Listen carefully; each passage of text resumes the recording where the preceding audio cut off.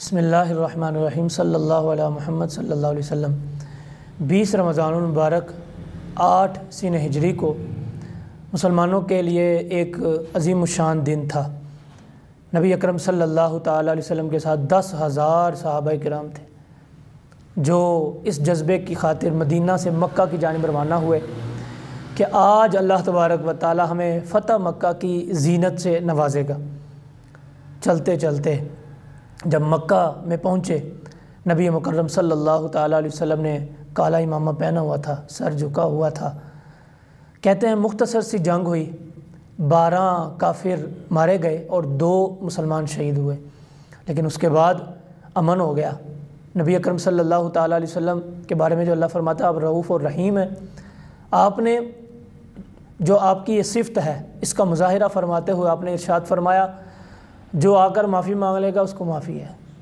جو ابو سفیان کے گھر میں حالانکہ ابھی وہ ایمان نہیں لائے تھے، اس کے گھر میں بھی چلا جائے گا اس کو بھی معافی ہے۔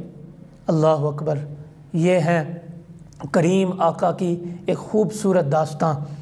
لیکن ابو سفیان رضی اللہ تعالیٰ عنہ کے دل پر اتنا اثر پڑا کہ میں آپ کا دشمن ہوں، میں نے بدر کے مقام پر آپ کے مقابلے پر کھڑا ہوا اور آپ کے خلاف سازشیں کرتا رہا، لیکن آج حضور مجھ سے اتنا پیار فرما رہے ہیں، دل پر اتنا اثر ہوا، آ کر حضور کے قدموں میں گر گئے، یا رسول اللہ ایمان کی دولت سے مزین فرما لیں۔ پھر وہ اس وقت ایمان لائے تھے۔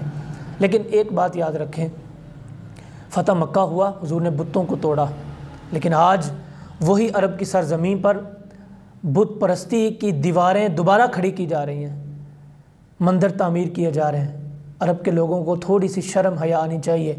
نبی اکرم صلی اللہ علیہ وسلم بتوں کو توڑنے آئے، تم دوبارہ بتوں کو عرب کی سرزمین پہ لے کے آ رہے ہو۔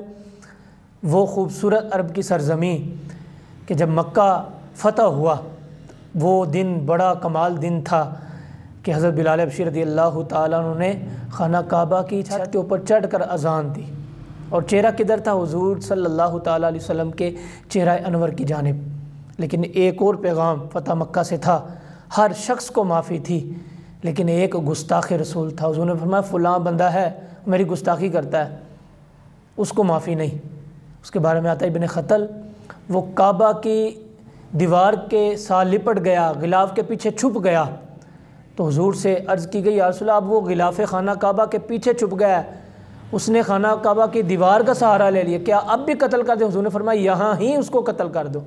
تو اس کو قتل کیا گیا، واصل جہنم کیا گیا۔ یہ پیغام دیا گیا ہر شخص کے لیے معافی ہے، لیکن گستاخ رسول کے لیے تا قیامت یہ قانون بن چکا ہے۔ بنا کر کون گئے ہیں؟ اللہ نے بھی بنایا، اور اللہ کے رسول صلی اللہ علیہ وسلم نے اس کی توثیق فرما دی کہ ہر شخص کو معافی ہے، لیکن گستاخ رسول کو معافی نہیں مل سکتی۔ تو فتح مکہ کو یاد رکھنا چاہیے۔ اللہ پاک کی بارگاہ میں دعا کرتے ہیں اللہ ایک مرتبہ پھر فتح مکہ کی برکت سے فلسطین کے مسلمانوں کو فتح یابی، بیت المقدس کو فتح یابی عطا فرمائے۔ آمین بجاہ النبی الامین صلی اللہ علیہ یا رسول اللہ۔